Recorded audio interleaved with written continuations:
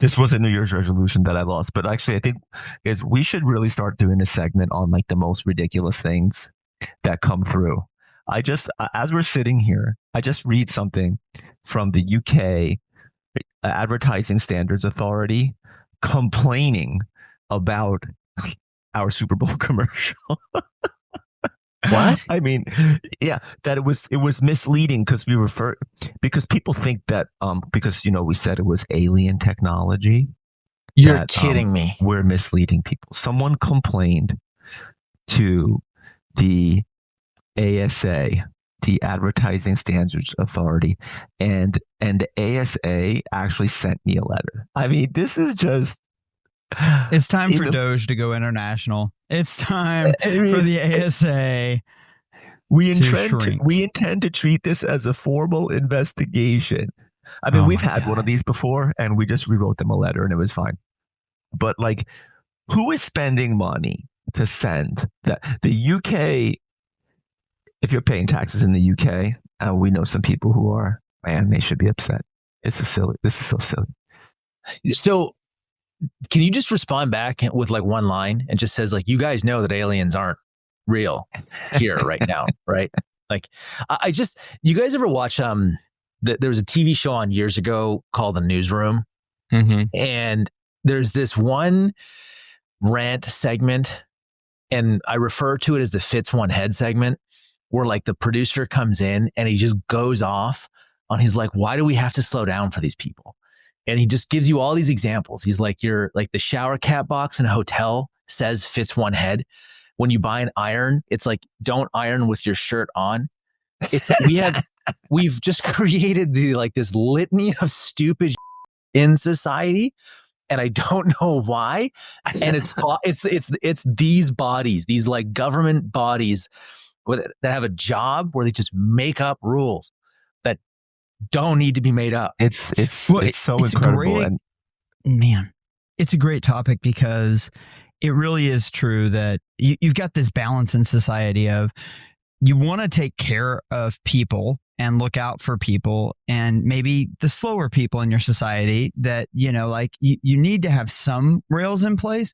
But also when you start to build your society around the bottom decile, it is disastrous. And like, I feel like more and more I see us doing that with decisions. This is a perfect example. It's like, listen, if you can't understand from the Super Bowl commercial that this is not actually alien technology, then I'm thinking of that Tommy Boy scene. I'm gonna get myself in trouble. That Tommy Boy scene where he's like, well, if you don't understand how this works, Tommy's gonna come and hit you in the head with a tack hammer because you are.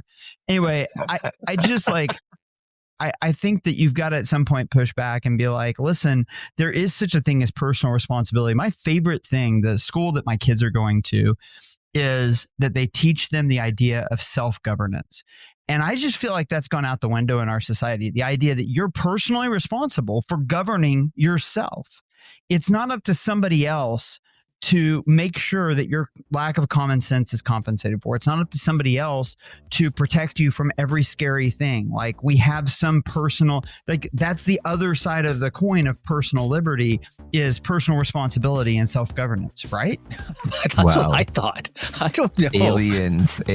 We're really promoting that we have alien technology. I mean, we're so serious about that. It's... Oh, goodness gracious. All right, welcome to the Operators Podcast. We've got a great episode for you today. It is brought to you, as always, by our great sponsors, Fulfill, Northbeam, Postscript, Richpanel, and Saras.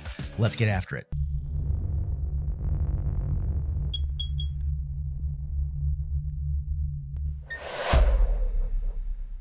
New Fulfill ad alert, everybody. We have a LinkedIn post they wanted me to read and review. So I'm going to be reading this post and giving my commentary. It's a new dimension of ads. This is like 3D ad building. So shout out for Phil coming up with this concept. Jeremy says, configuring NetSuite to Shopify was a bottom 3 project for my career. It's the definition of boomer SaaS. Yep.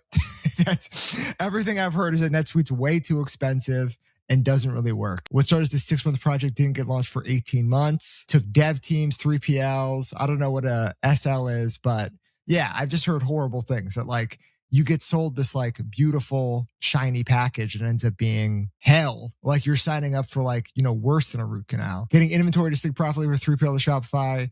It's the one reason he doesn't have hair anymore.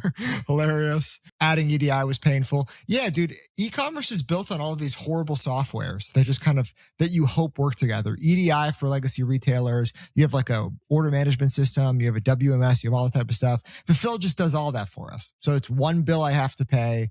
They connect to my 3PL. They make sure all that stuff works and the data just flows. So at the end of the day, we had all the data. In NetSuite, accounting was easier. I had mostly correct inventory access, but there was times where it broke and then they got oversold.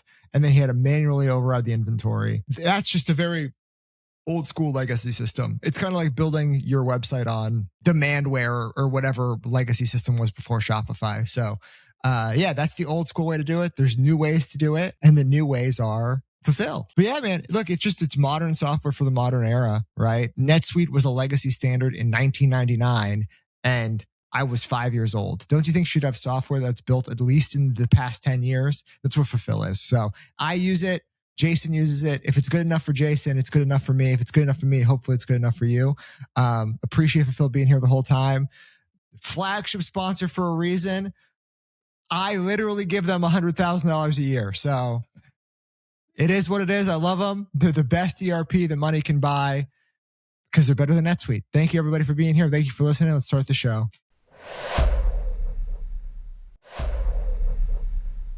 Is your customer service team drowning in support tickets? That was us before switching to Richpanel. What if your team could focus on conversations that truly needed a human touch? Well, Richpanel is an AI-first help desk built for e-commerce. We've been with them for a while, and we've accomplished 3 things already. 1, we've immediately cut our customer service costs by 50%.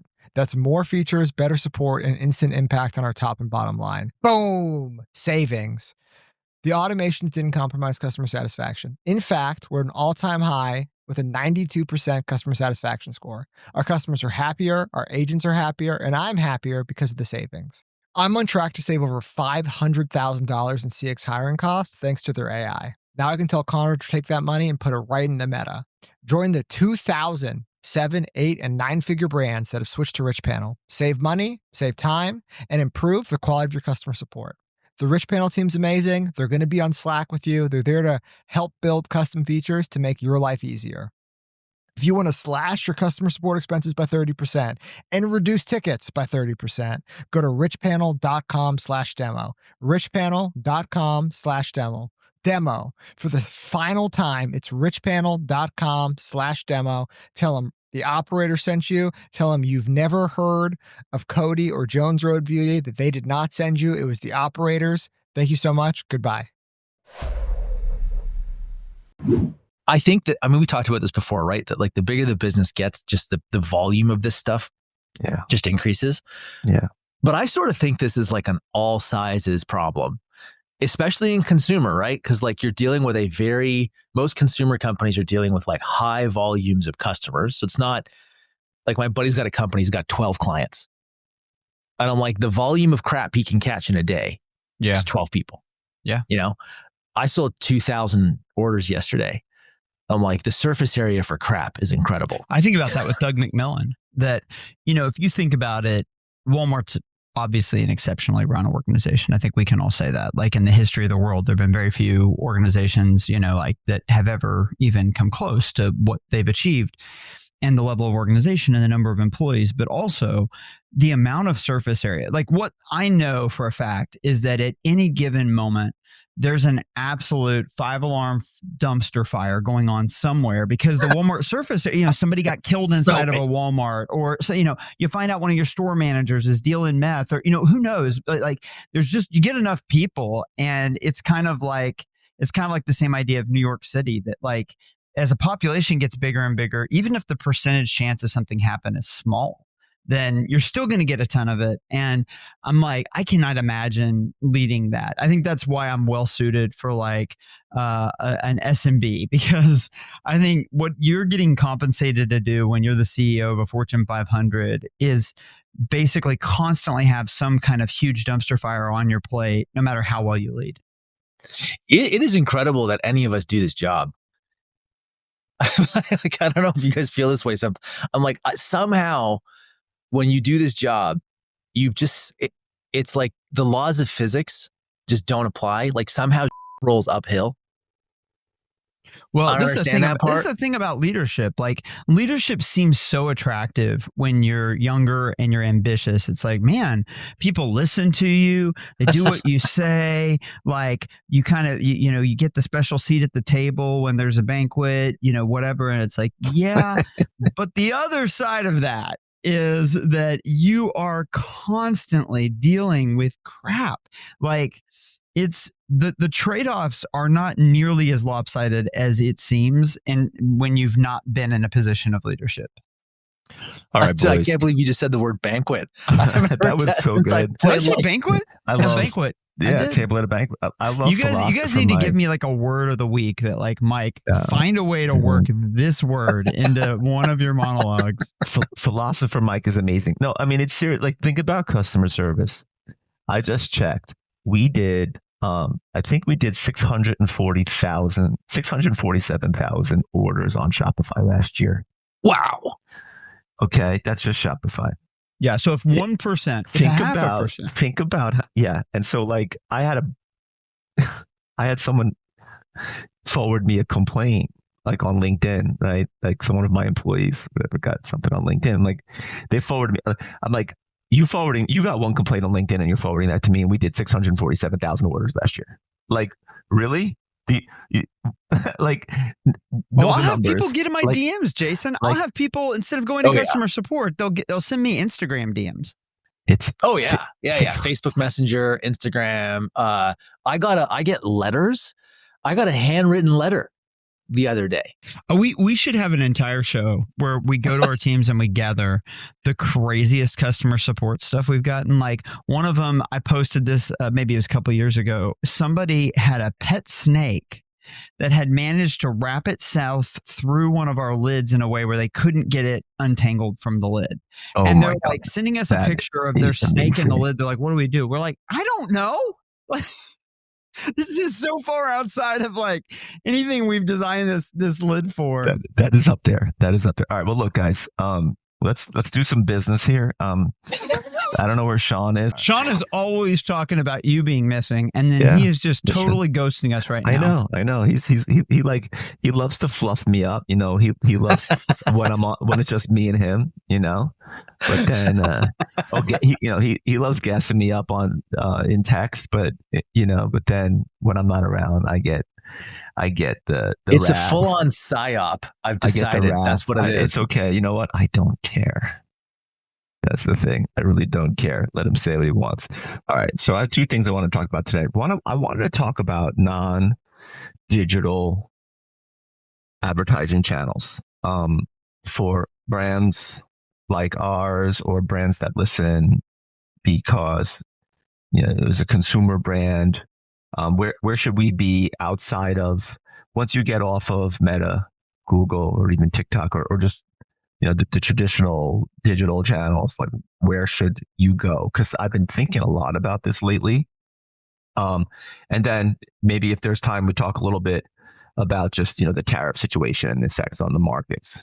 And the reason why they're interlinked to me is because of the tariff situation. We've been just like taking a really hard look at certain costs, because it is going to have an impact on everyone. Oh, yeah. And when what you're saying, Jason, I think I just to call it out, because I think it's a great point.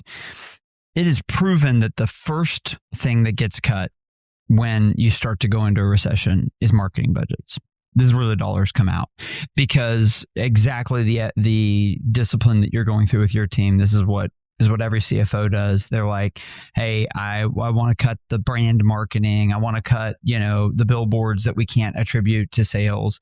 And so what historically happens when you get a recession is that your CPMs get cheaper, and that there's less competition, simply because people are wanting to cut that. That's kind of more of a discretionary line item in the budget. So I would love to talk about that. Yeah, for sure. And I was looking at this in the context of a D2C brand, and let's just think about outdoor advertising, for example. Should D2C brands do outdoor advertising? And you just mentioned a billboard, like, and the same thing with like doing sports team sponsorship, putting yourself on you're all over like Oklahoma, right? We're with the Yankees. By the way, we did a Super Bowl commercial and all of a sudden everyone on the planet, I mean, it's incredible. Like the number of marketing pitches, every single sports team on the planet, the FIFA, everyone, it's absolutely punishing the amount of this that we're getting now. But it's really sort of made me think about, okay, we're all looking for top of funnel brand awareness, right? We're all looking for it. And we've had lots of conversations about Meta and Google and where that is in the funnel. And we talk with Meta a lot about reach campaigns, and we're actually testing a lot of that stuff right now. But I was just thinking in particular about outdoor advertising, and I lump the sports teams and the such. And then there's things that we do, like events. We do lots of events. We like doing events. But in a world where margins get compressed, what do you do? And I was thinking about like a billboard. If you're a D2C brand, do you really need a billboard? Does it make sense? Because think about it, like we can reach customers and get them to convert in a much quicker, sort of faster, more effective, certainly more attributable way. Now, if you're an insurance company or a lawyer, like I see a lot of billboards with lawyers these days, right? You don't have that click to purchase sort of phenomenon that we do. So it's like, and I've spent money on outdoor. We've spent money on outdoor because I really have felt like we need to kind of reach people in different ways. But now, given where we are and what's happening in the markets, and I don't know, I feel like I had this epiphany that we are not Geico, we are not some lawyers, and we're not some drug company there where like we need to be hitting people in all these different ways because we don't have a click to convert. Those guys, but we do. So it's like, why even bother? And why bother doing events? Look, I'm taking this to the extreme, right? Because we've done a lot of events because Hexnet is a lifestyle brand, and we think that promoting our brand and by the way, when we do events, there's a number of different goals in those events, right? One is earned media. So you run an event and people show up, notable people show up, press covers it, right? Or you sponsor something, there's notable coverage, press covers it. So earned media, like that's a real thing. So I maybe put events in a different bucket, but on the outdoor side and some of these others, like, I don't know that a D2C brand or a retail brand in general, especially one where you just like can click to convert, needs to do this. And I was just curious what you guys think. Well, I think it's a great question because obviously we've all experimented with different things. We're trying to figure out how do you expand your marketing reach, the people you're getting to. I think there's a first principles idea, Jason, that is pretty helpful to me, which is we tend to view a marketing channel from the lens of, are people that I can reach talking to me about my product, are they present there? But I actually think the first question that we should ask about any marketing channel is, how does my offer compete with the other offers that naturally are going to gravitate towards that marketing channel? And here's why. So we'll use the billboard thing as an example. If I'm a car dealership, let's just say, billboards are absolutely essential. They're the lifeblood of me getting people to the dealership. That's why you see so many of them. And because they're essential, and because I sell $20,000 to $30,000, $20,000 to $50,000 items, my willingness to pay, the kind of the CPMs I'm willing to pay, and my need to engage in that channel is going to be exceptionally high. So the reason why that's important to me is that if I'm going to engage in billboard advertising, the market is going to be set by people like car dealerships and ambulance chasing attorneys and things like that.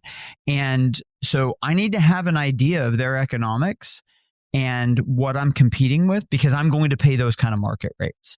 And that you kind of view a channel through what are the competitive forces that are going on, who are the people that you're competing with for that inventory, and can your offering economically be viable when that's your peer set? And I think so sometimes there'll be unique opportunities because of who you're competing with. Your offer can convert better than the other people who want to use that particular channel, for example. I think you guys are a great example with Meta because you have the margin and the really high price point. You can compete really favorably with most digital offers. Yeah. But if you invert that and now you're competing against car dealerships, it might be a really different situation. So this is one of the things that I think has helped me to understand why some things. Then there's also the demographic piece, which like radio ads. I'm sure radio ads work great for some people, but I don't know who listens to the radio still. I'm guessing it's people more like my parents' age.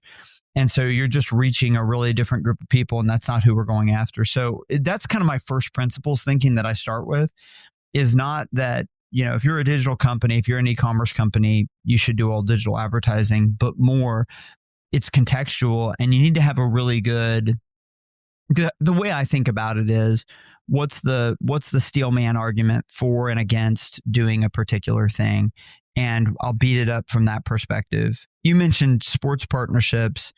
For us, I'll give an example of this because sometimes there's kind of arbitrages that exist in a market.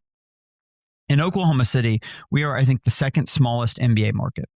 And what they've told us, the front office is just tremendous. I could go on and on about how good the front office is in Oklahoma City. But what they have told us is when you're a market this size, you have to bat 1,000 with the companies that can sponsor the team because you just don't have the base that like a Yankees has, for example. And so because of that, we probably get way below market rates for being able to sponsor an NBA team for the amount of coverage that we get with the Thunder. Now, it helps that the Thunder have become like maybe the favorite to win the title, and they're awesome this year. But one of the big things that's driving why that's been a great investment for us is because of the context of the market rates we're getting. We have the same thing you do, Jason. Like now that everybody sees some of these partnerships we're doing, like the Yankees and people are reaching out, and it's like, well, if we're paying market rates with the Yankees, I don't think there's any way we can probably make that back out because the context is different. Yeah. When it comes to sports teams, and then Matt, I'll let you chime in, with the Yankees in particular, they have gone above and beyond. And I think you said arbitrage, the word arbitrage. And I think that's right. I think we actually need to think of it all in terms of CPMs. And then I think we got to get back to that. I think maybe when things are going super well, you don't have to quantify things and you just like, yeah, we want to do this. It's fun, or it's just like, we're going to take a shot. But great points about the billboards and like competing against the car dealership. But fundamentally, everything should probably, the only real metric you can come up with is CPM, to the extent that you can actually measure that and get a measurement out of it, right? But in our case, like with the Yankees, it's not just sponsoring the Yankees, it's the TV network. We're all over their TV network. They created an amazing package for us, and that's why we did it. We didn't just say, all right, we're going to slap our logo on the first baseline and do like a CPM deal on that. So running an e-commerce business at scale isn't just about great products and marketing. It's about precision. And when you're operating at a high level, 99.9% accuracy stops being nice to have and becomes non-negotiable. That's why I'm excited to talk about our experience working with Saras Analytics. They've given us real visibility into the numbers that matter. Things like product level COGS, supply chain costs, inventory optimization, all of our marketing metrics. That's just the start. We're estimating 2 to 5% efficiency boost across the board, improving customer retention, making our marketing dollars work harder, and ensuring we're operating smarter as we're getting bigger. These aren't just minor wins. They compound over time to make a huge difference in profitability. But what I really love, the cultural shift this brings. When teams have clarity on the data, collaboration improves. Finance, marketing, and operations aren't just working in silos anymore. They're making decisions together with the same source of truth. It's not just about insights. It's about execution. I talk about this all the time, execution. So if you're scaling your e-com brand and need that kind of accuracy and efficiency, you need to talk to Saras Analytics. It's been a game changer for us.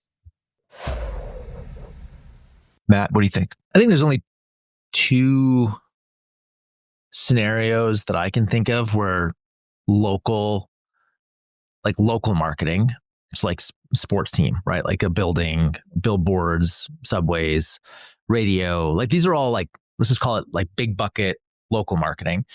Only 2 scenarios I can see where this starts to make sense. And yes, with sports teams, I know you get like national television. So some of that stuff like logo exposure. The first is if you as a brand have a lot of local value capture points. So like points of sale in that place, right? Like then it kind of makes sense because everywhere, like you're trying to saturate a market. I'm just going to own this city. We're in every store that matters in this city. So that's like one sort of scenario that I think local actually can work quite well. I know a lot of brands that do it. And then the second, Jason, might be closer to where you guys are at, where memorable impressions matter a lot at scale. And like what you're looking for is just like an incremental reach that most of us don't have to think about. Like if you're a 10, 20, 30, 40, $50 million D2C brand, you shouldn't be doing any of this shit because there's better places to put your next dollar, like your next best dollar. Whereas I think, like I hear you on the, like, you're not Geico and some of these guys. I think that's actually an interesting tangent, Jason. It's like, for as big as you guys have gotten, there are levels, right? Like there's still levels way, way up above you guys where, yeah, their spend is more about like, hey, don't forget about us marketing. Like that's kind of what I think all those companies are doing. Is like commercial. People are seeing our Super Bowl commercial, and it's like chum in the water. Yeah. Well, yeah, you probably didn't realize that who you were marketing to. You're marketing to different groups, right? You're not just marketing to people, the pans. Every single person that like wants to sell you a sponsorship, that wants you to hire them to do creative, like sees that and is like, oh, these guys are spending money. It's a big blast radius, a Super Bowl ad. And you got Super Bowl ads are great at marketing to marketers. Like that's, I mean, look at friggin' X. It's like it's the peanut gallery of like dissecting Super Bowl ads. So I think I'm not surprised that's what you're seeing, Jason. I do think though there is like you're kind of getting to that size with. I think the only argument I could make for you not to do more of this kind of stuff is that you guys still don't have a lot of points of sale as a brand, right? Like you're still D2C, Amazon, Costco Roadshow. So like you haven't gone super wide in retail. Where there really like isn't that a lot of Hexclad retail. name is everywhere. Yeah, you know? Unfortunately, there really isn't a lot of good retail opportunity for your product and your price point. In our product and our price point. But if you break down like the litany of channels as you scale, right? It's we always start with Meta, Google. Yep. You could like layer in TikTok and other digital, and then it's like, okay, do we do TV? Right? Do we do connected TV? Because you can get some decent price. So it could be. So what's next? Is it TV? Is it podcast? I think those are both interesting places to go. They're very memorable impressions. Yeah, like for sure. So right? I would say definitely choose. I don't know which one would be first, TV or a podcast these days, right? But definitely one of those two before you even think about going like really, really, truly offline, out of home, billboards. Yeah. Like stuff like where that. You can't digitally attribute in some way. I mean, it's interesting. I think Cody might have posted about this. Or maybe even it was Connor, Jason, on the marketing operators, that they did some of the wrapping, the truck wrapping, and then did some geo holdout testing with like they got zip codes of where the trucks were and were able to kind of somewhat intelligently estimate what the impact was. As an example of this, I do think that incrementality, the kind of thing that House does, this testing, I think is going to become more and more of just kind of in the lexicon, and it's going to become just a best practice.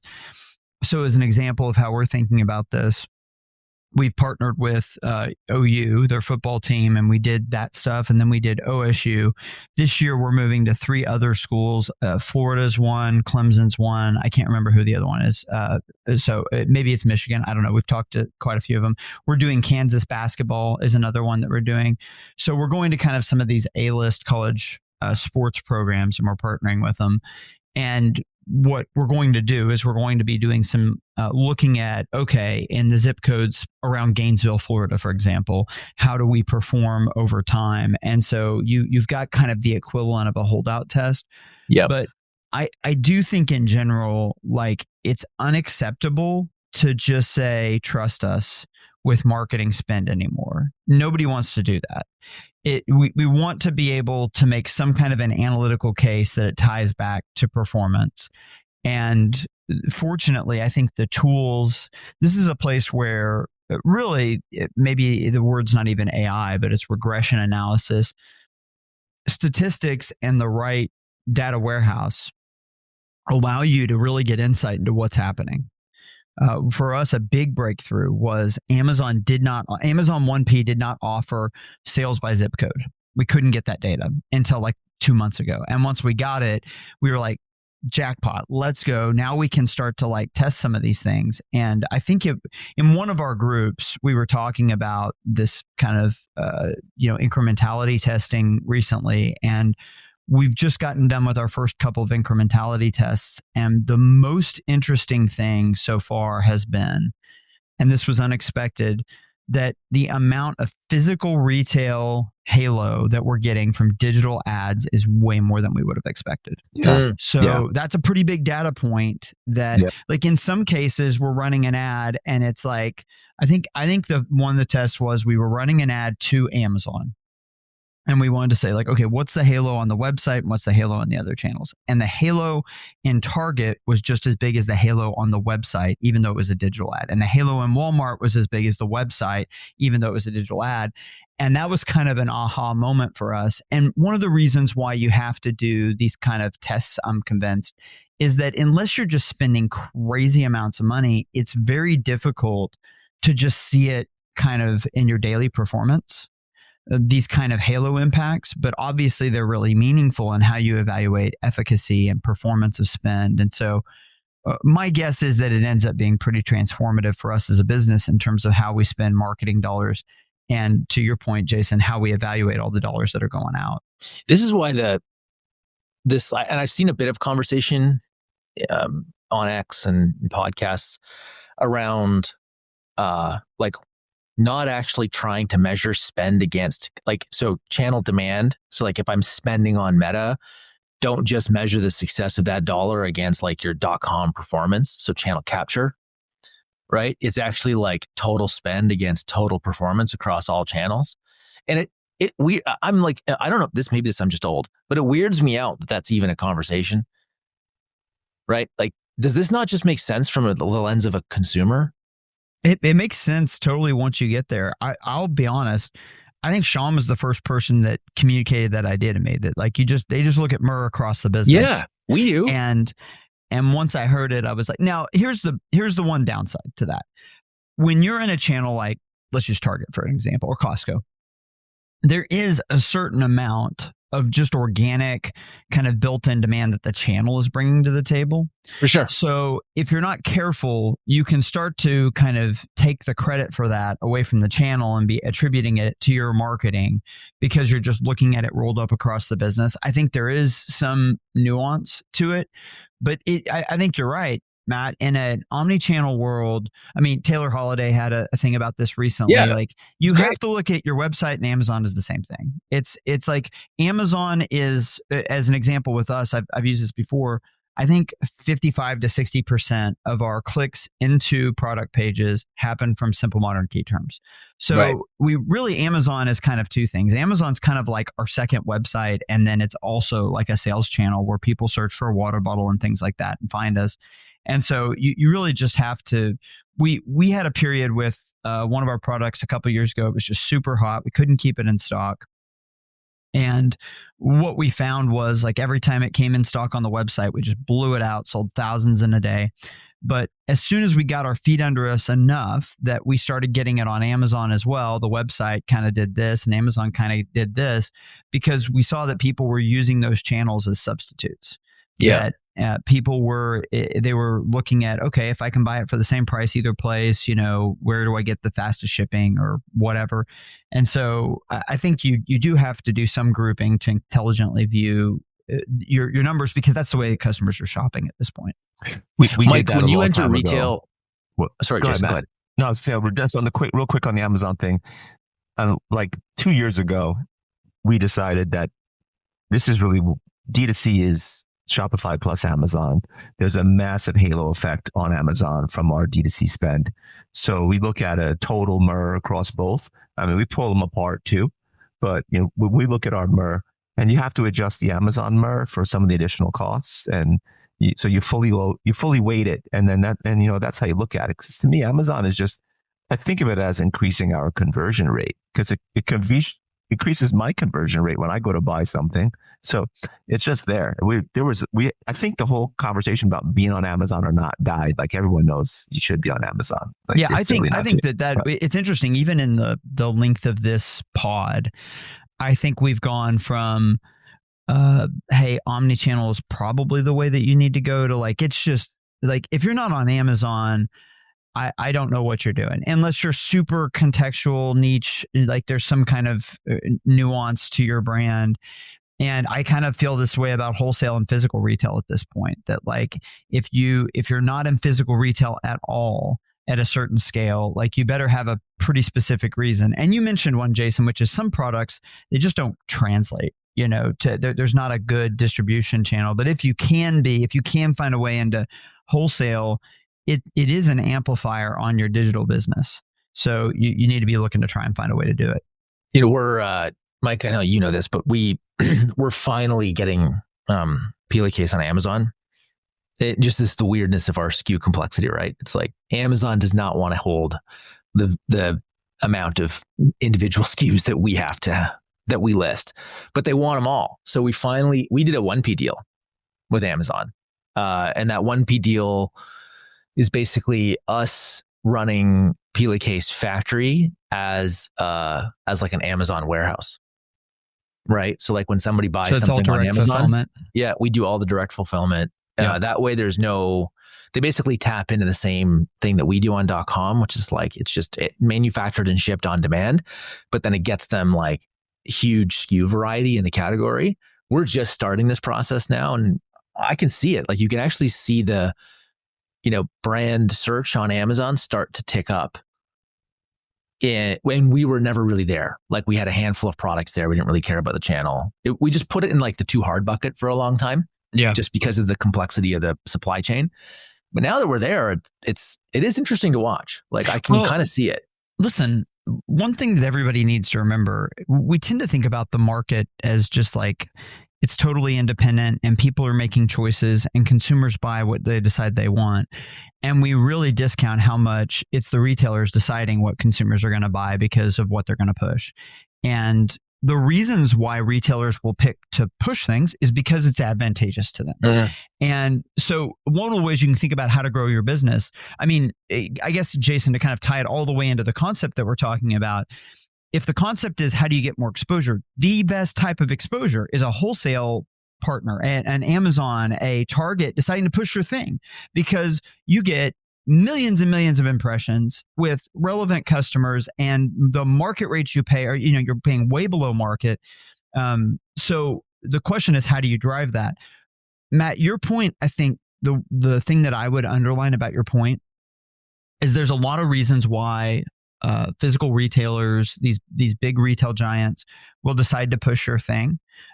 One of them that's obvious is once they start to own your thing, they're going to want to push your thing. Like one of the reasons why we thought Amazon 1P was better than 3P is 3P, it's all on consignment. And so Amazon's like, hey, we're charging you money to keep your stuff. Keep it here forever. We don't care if it sells. When you're 1P, it's like, well, it's their issue now. And so they are going to make sure that moves.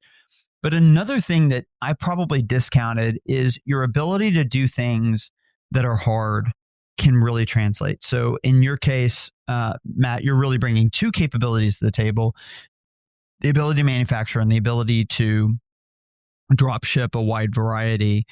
That's actually in demand from all the retailers. All the retailers are like, I want to grow my selection. Yep. With taking on less inventory. This has been the back and forth with us in Walmart. Walmart has a huge emphasis on growing .com, and they know that a big part of that is I've got to grow my selection. But and so we're like, we want you to commit and you push our brand more, and then we're gonna push more chips into .com. And so like it's a kind of a combination of us offering them more capabilities with drop shipping and making more products available, and then making more distribution available in the stores and on their website. But it's really not as simple as consumers buy what consumers want. So much of the physical retail and even Amazon, I mean, like think about it this way. Next time you're on Amazon, just deconstruct the process of what Amazon drags across your face. And some of that's ads, some of it's just Amazon being Amazon. And if you don't think they're putting their finger on what you buy pretty heavily, then you're not paying attention, right? Like we think it's totally free will. Like my dad gave me this example once as a way to think about free will, but like is that, you know, it's kind of like a cat playing with a mouse. The mouse thinks that it's deciding where it's going, but really the cat is dictating where the mouse is going when it's playing with it. When you're on Amazon, you think you're totally in control of like what you're buying and where you're going. But Amazon has a tremendous amount of sway in moving you around depending on what they display to you, how they display it to you, where they put it. And so, and they're going to put their finger on things to move traffic, to move purchasing towards the things that they think are advantageous to them. So you just want to be a brand that they feel like it's very advantageous for them to sell more of it. What's up, guys? Sean from Ridge here. I'm here to talk about the value an MTA solution can provide to brands. So we've been on Northbeam since day one. We were the first customer. We were there when they were building the platform, and they built it for the needs of a high growth meta dependent brand. Okay. That's what Ridge was back then in 2017. It's what Ridge is now. And they've been building a tool for meta dependent brands the entire time. So what are they trying to solve? What is the problem here? Well, first party data is more and more critical. End to end first party analytics and multi touch attribution is the only way to guarantee the right spend allocation. Now, ad platforms max out at 30 days of attribution. Now, that works for some brands, but most brands it doesn't. The power to understand a customer journey, no matter how long it started, has a huge impact, especially for higher AOV products. As we get into luggage, as we get into rings, we just need to understand what's making these customers come and make a purchase with us. Using a tool like Northbeam, an MTA tool, diminishes the overcrediting of things like retargeting and branded search. We all want to know where that customer actually learned about us and where it started. So here's just some data from Northbeam. Northbeam customers do better, period. They've measured over $3.8 billion in spend and $26 billion in revenue. Okay. Now, they measure brands pre and post launch, and post launching on Northbeam, they see a 5.5% revenue improvement. They see 7% increase in new customer transactions. They see a 3.5% increase in media efficiency ratio, MER, and they see a 5% decrease in customer acquisition costs. So this is the data from $4 billion in spend, $26 billion in revenue. Revenue's going up. MER is going up, new customers are going up, CACs are going down. You're acquiring more customers, doing more revenue, more efficiently, post using Northbeam. So that's data in aggregate. Take it for what it's worth, but we've been using Northbeam the entire time, and I'm about to have my best year ever. Directionally, thank you, Northbeam, for everything you do. Appreciate you. Thank you for sponsoring the podcast. If you want to spend more money and do it more efficiently, hit up Northbeam. Tell them I sent you. Thank you so much. I think Jason, just like, this is a good, like back to your original thing, like, do you need to be in all these places? I mean, the answer is obvious. It's like, it's always no, you know, but the way I look at this is just like, where does in your category, like, where does it make the most sense for a consumer to interact with your brand? And like at your size, I would just be like, here's a very short list. Like these are the places that we should be.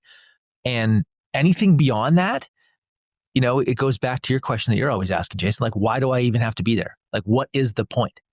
You know, like, am I getting an incremental, more valuable, more memorable impression by being in that particular place, like a billboard? Of course not. You know, radio, probably not. Like, unless you got Gordon's voice, which is super memorable, maybe. But like, I think most D2C brands can just ignore all this. It's all just noise.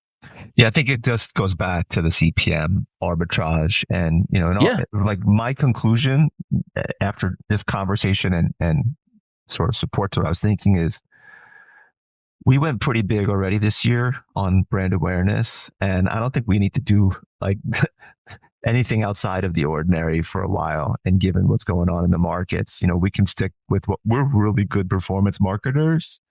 And, you know, we have really good content for TV spots and our relationships there will continue. But I'm probably dialing back until we get to the point where we just feel really good about the economy. It's a good time to dial back and stick back to the basics. Yeah, everybody's going to be doing that. I do think, Jason, one thing that is interesting to me about where Hexclad is positioned is every brand has one big chasm that they have to cross, which is non-awareness to awareness. And then you're trying to maintain kind of like awareness, and maintaining awareness and going from non-awareness to awareness are very different things. So like once people know that Hexclad exists, do you need to, like if you do a year of sponsorship with the Yankees and every Yankee fan is like, I'm aware of Hexclad, do you need to be sponsoring the Yankees every year? Right? If you do a one Super Bowl commercial and most NFL fans are like, I know Hexclad, do you need to be doing a Super Bowl commercial every year? Or are some of these activities like initial kind of punch through, go from 0 to 1? You didn't know who I am, now you know who I am. And then they're one-time things. You don't have to do them anymore. They're kind of costs you pay.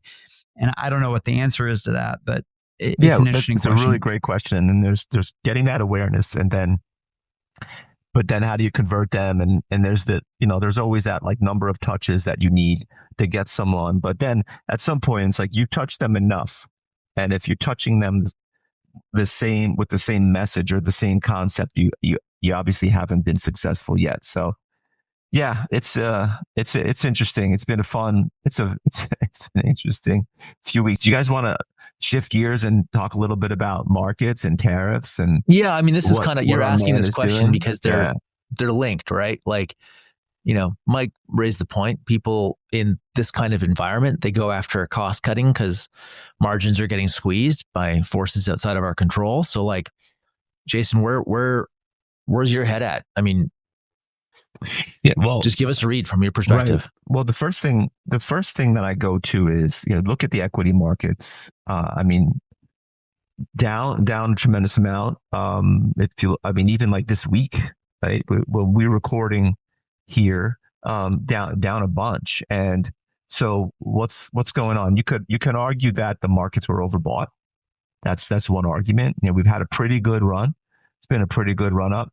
But then there's like clearly the big issue is what's going on with tariffs and how that's going to affect the overall economy, and whether, is Trump ready to drive us into a recession to accomplish his goals?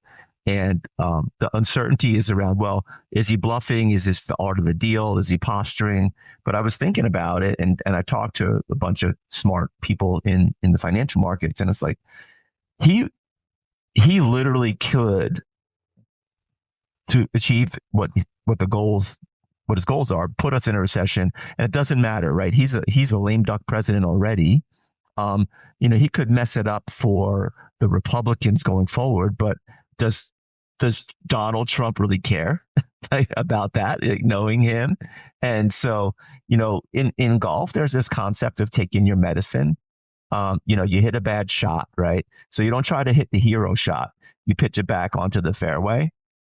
And at some point, does the country need to take its medicine for outsourcing like 90% of its manufacturing capability over a period of decades.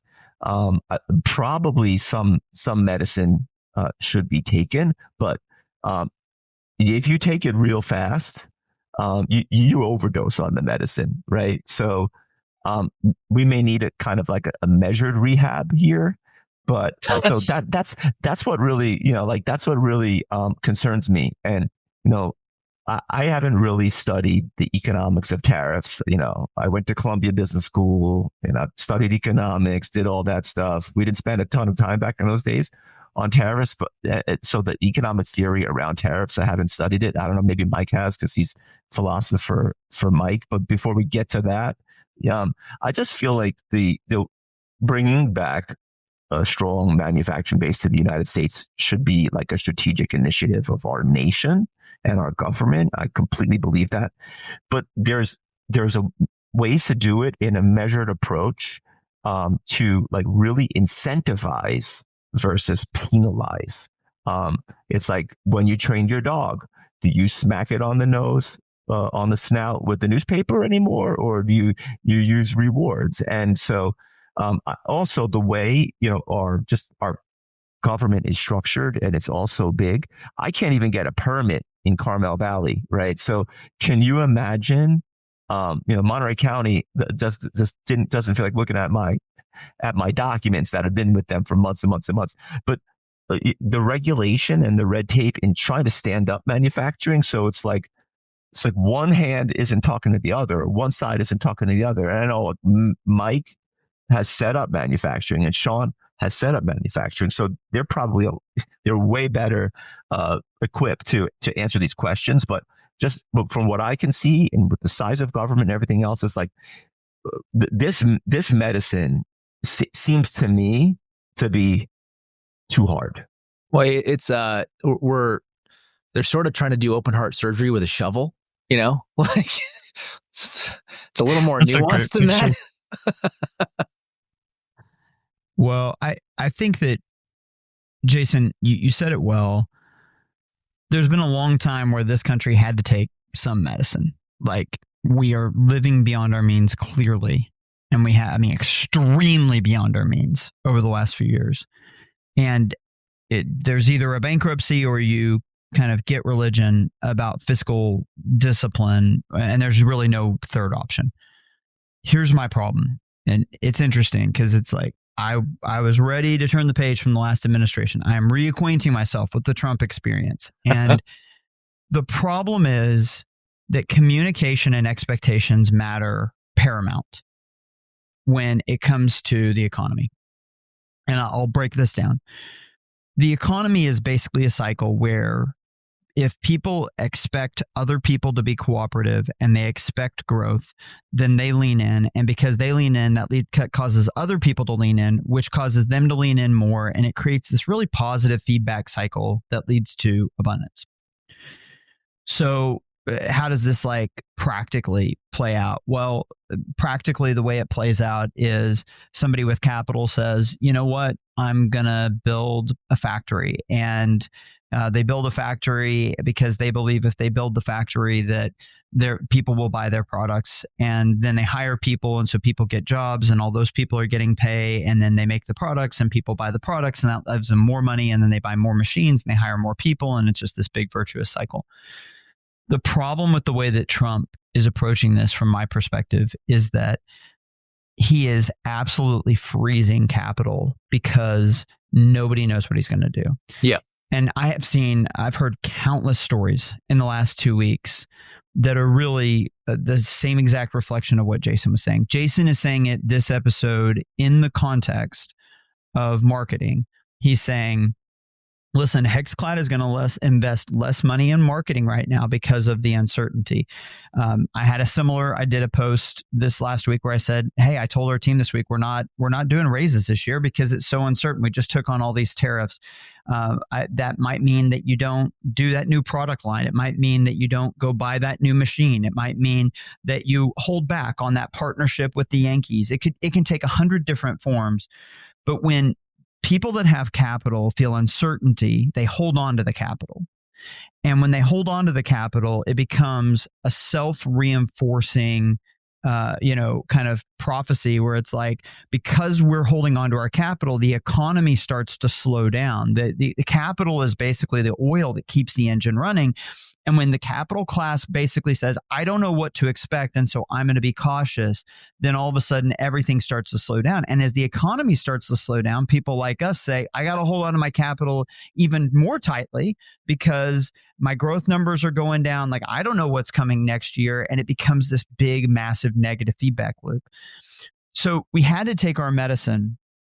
But this is, I don't know if anybody approaching the administration is listening to this. Probably not. But if you are, here is my guidance. You have got to tell people what you're going to do, and you have to give them warning, and then you have to follow through. And there can be no more of this off the cuff BS where it's like, oh, it's going to be 10. Oh, no, it's going to be 20. Oh, well, maybe, no, it's off. Oh, no, it's back to 10. Oh, maybe it's 30, and like, I know that Trump does not have a lot of impulse control. And I know that he views this as part of his deal-making acumen. But when normal people are watching this, they get so much whiplash that they just say, I'm going to sit on the sidelines and just watch. I'm not buying anything. I'm not doing anything. I guess as an example here, because Jason, you mentioned this, I've invested millions of dollars in manufacturing. Sean has invested a bunch of money in manufacturing. I'll tell you what, guys, I'm not doing a single thing with manufacturing right now because I have no idea what the climate is. One of the things that you're seeing is these Chinese factory owners are like, well, if Trump's going to throw all these tariffs on China, what we should do is we should spin up factories in places like Thailand and places kind of in the East that are in China's sphere of influence. My problem with that is, what's to stop Trump from saying, okay, now Thailand gets 20%, right? And there's no guidance here.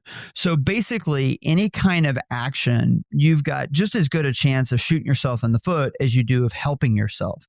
And so ironically, because of the lack of guidance from the administration and their inability to be consistent, I'm keeping a bunch of production in China. I'm not doing anything because I feel like any movement right now, I could easily get whiplash 6 months from now from a different set of guidance. Yeah, we don't know. There's no rules. Like if you told me that 6 months from now, she comes over here and Trump announces there's no more tariffs because of X, Y, and Z, and we've struck this great deal. Like, that's believable. Who wouldn't believe that? Like, nobody knows what he's going to do. And if you don't know what somebody's going to do, then you can't plan and you won't invest capital. And so it's just a dangerous game. And I think that the market is reflecting that it is a dangerous game. And if you create a bunch of uncertainty, you will create a recession. What's and strange? If you get a recession, right, as you're pulling back on spending, you get a depression. That's what we learned in the 30s. And so we need clear guidance and consistent follow through, or it's about to get really bumpy. What's strange to me is that, say what you want about Trump, he does have really smart people around him these days. Absolutely. I feel like he's got a pretty smart team. No question. How is this happening, Mike? Like, your uncertainty principle is exactly right. It's like, how could this? It's shocking to me. It's shocking. It is really a comms disaster, I think. I mean, so much of being president is about comms, I think, and about like you're representing a lot of people and communicating to them, here's what I'm doing, here's why I'm doing it, here's what you can expect. And the Biden administration was an absolute disaster when it came to comms.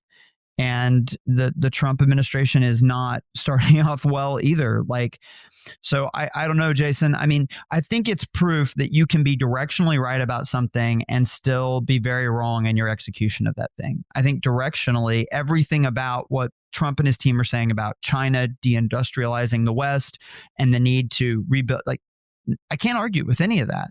But the way that you execute it really matters. And so far, this is, I mean, like, the Canada stuff is a great example. Like, why are we in a trade war with Canada right now? How does this make sense? Right. And the best part, Mike, the best part is like it's all focused on autos and steel. And I'm like, I don't know if old Donnie knows this, but like those are American companies. I mean, you're shutting down your own fucking auto industry here, dude. Well, like, and like the 321 thing is another example. Like, there has been so much back and forth on the 321 thing. And I guess, I don't know, as we're filming this, as the world turns, it's totally back on. And I have seen, it's like, we've seen 100 different kind of indications of where it's going to be. And it was off. And then, we've got all these packages, I mean, that's probably one of the best examples. You just shut it off out of nowhere. Yeah. And literally you just have millions of packages piling up at the border. And it's like, oh, well, I guess we have to turn it back on. Like, tell me you're not prepared. Dude, there's no system for it. There is no capability at the border to process that kind of volume with duty collection and tariffs. Like, there just isn't. That it's infrastructure that's not built. It is no different than like going out into the desert and saying, I'm going to build a great city here. Everybody bring your cars. And there's no roads. There's just mountains. Like, there's no pipes, man. There's no infrastructure. So, yeah. Well, and to some extent, I think the grace that I'll offer to any politician today is that we've been so derelict in our duty in some of these areas for so long. Yes. That it's like you're trying to play 20 years of catch up in 2 months, and that's going to go terrible, right? Yeah. Like, if you want to have really good duty collection on shipments coming in, you got to build that muscle. You got to build that infrastructure. You can't just say overnight, oh, we're going to do this.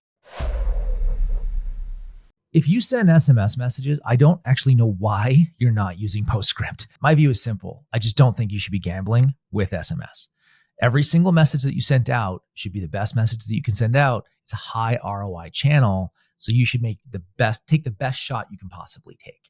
There's a reason why we're all with Postscript. They help us take the best quality shots. I have used 4 different SMS platforms over the years, and it feels like I'm just not gambling with Postscript. They are always leading edge in the latest features. They're even going to be early on this AI stuff. I honestly don't have a good reason why you shouldn't at least consider them for your SMS marketing. Like, Postscript is just a great platform. Take a look. I think, Mike, what you're hitting on, and Jason, it's good to raise it.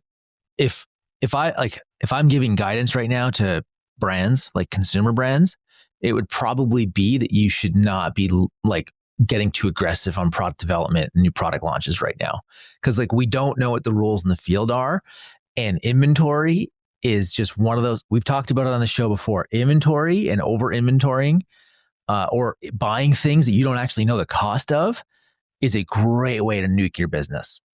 Mm-hmm. Like, it really is. So like, yeah, uncertainty just locks up capital allocators, right? In every business of every size. Well, and it makes people deleverage as another example, which removes liquidity from the system. Like, yeah. I'm not taking on debt looking at a potential recession. I'm not going bigger on inventory. And like I said, it becomes self-fulfilling that, okay, you suck a bunch of liquidity out of the system and the capital class gets scared, and all of a sudden investment drops by 25%. And I mean, I think we already had a problem. The All In podcast made this point that if you stripped out the increases in government spending, we were at negative GDP growth last year. Of course. That is terrifying. Like, I mean, in some ways you could say the moment that we pulled back the credit card, the moment we cut up the credit card where we were just running up a crazy bit, then we were going to go into a recession because we were already in a recession. We were basically just like playing kind of a 3-card Monty with things where it was actually happening on debt. But man, I don't know. I don't know what to expect other than I will say, when it starts to get bad, the way that you start to think is, am I prepared for the other shoe to drop? So let's go back to the uncertainty. If I told you that I had a friend inside the administration and I heard that tomorrow Trump was going to announce another 10% on China, what would you say? Would you believe me? Yeah. Sure. I don't. Like, I don't have any insight, but it's like the fact that could even be a thing, that I could be like, guys, guess what? If, tomorrow there's going to be another 10%. And just to put a frame on this, like, Jason, you don't have to share the exact number, but I will tell you every 10% for us is like $10 million. Yeah. And so we've had $20 million worth of cost movement in 2 months. And I have no idea that it's over. There could be another 10. I mean, there's nothing to say there couldn't be another 20 million. And one of the things that's, I'll say one final thing about this. We've now hosted both of our manufacturers. Maybe I made this point before, I don't know, but it's worth making again. What both of them have told us, they both have, like our textile manufacturer, they have connections in Cambodia.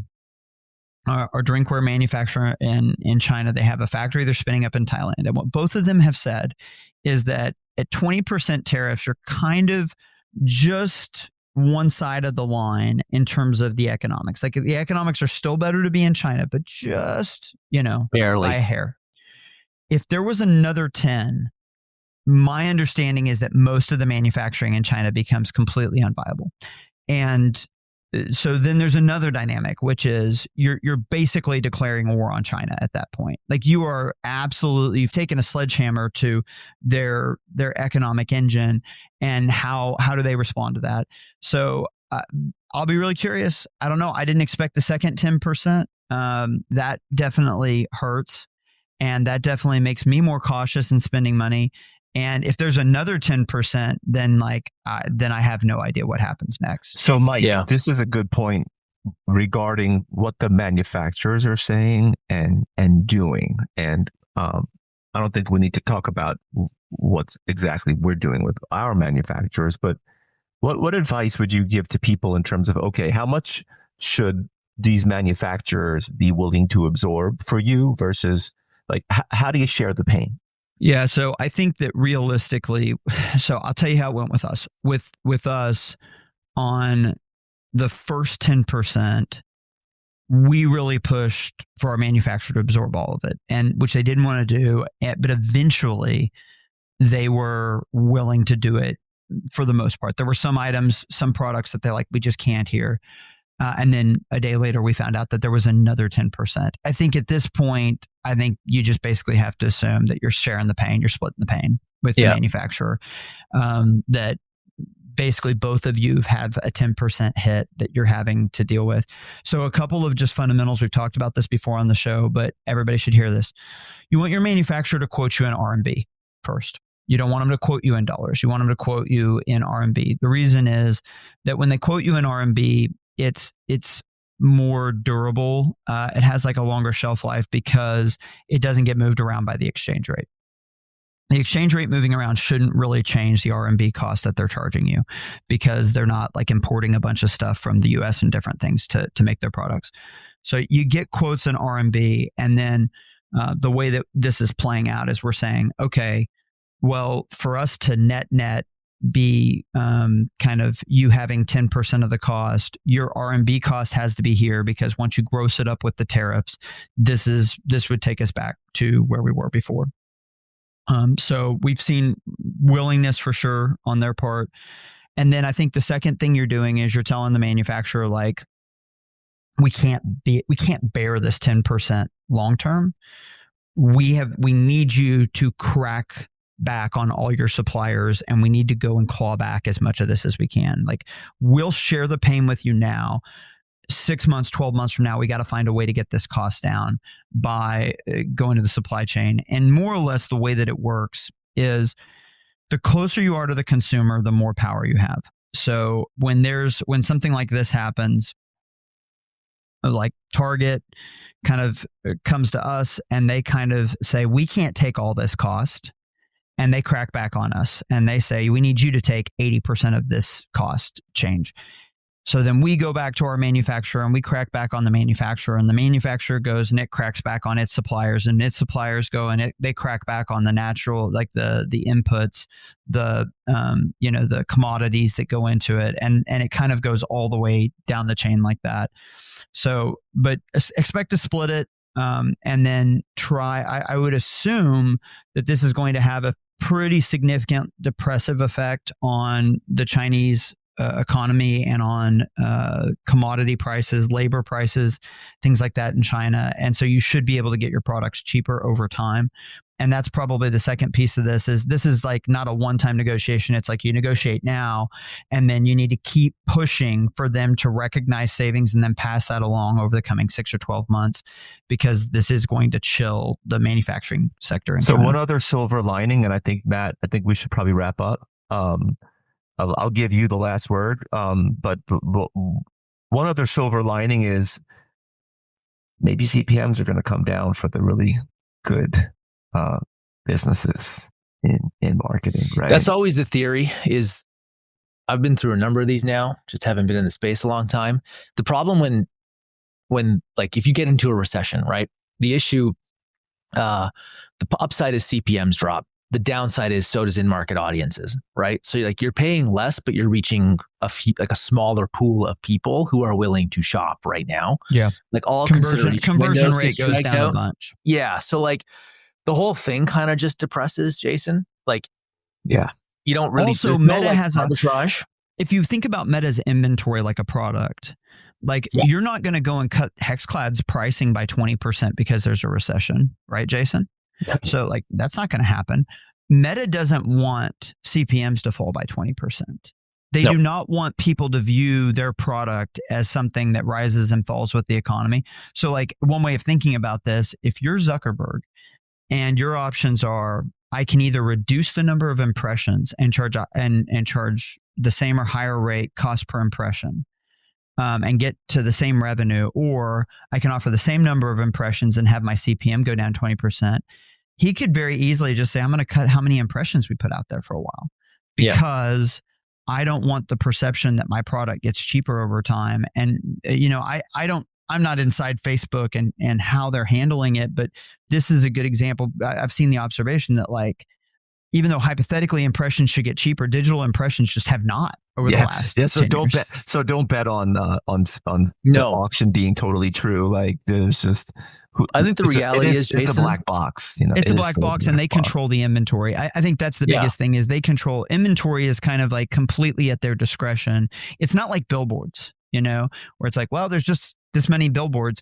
With Instagram, it's like how frequently do we insert ads? Do we go to 1 in every 4 posts, or do we go to 1 in every 4.5 posts? Mm-hmm. And if we go to 1 in every 4.5 posts, we just lopped off a bunch of inventory and we can make CPMs go up because that's what Wall Street wants to see without revenue going down.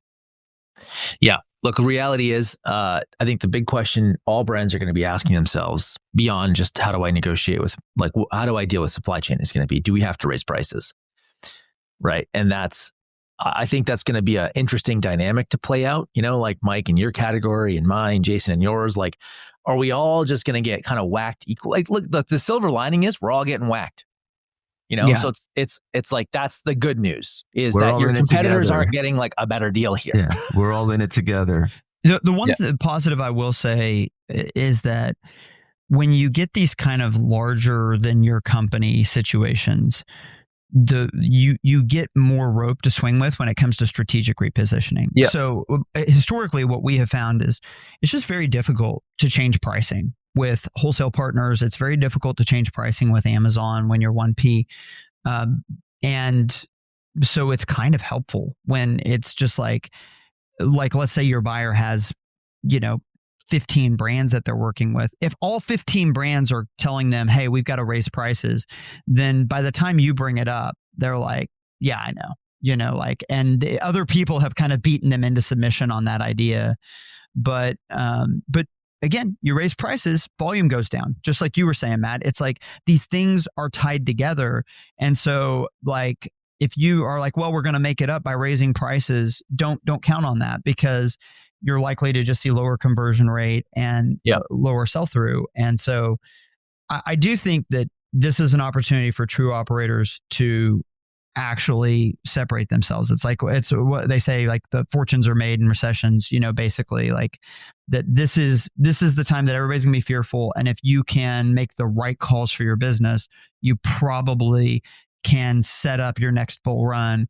And that's one of the things that we're thinking about doing is what are the counterintuitive things that we could do? What is the zig when everybody else is zagging right now?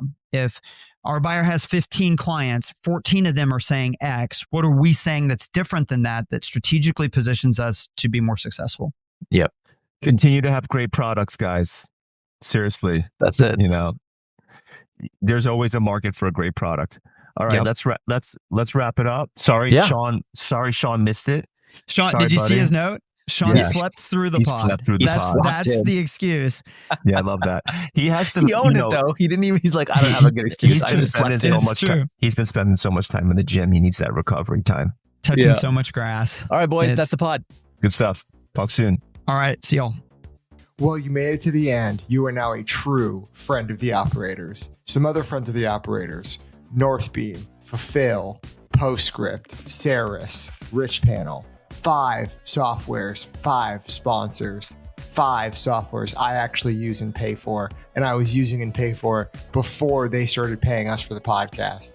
Thank you for sponsoring the podcast, all 5 of you guys. Thank you for making it to the end. Thanks for being here. Talk to you later.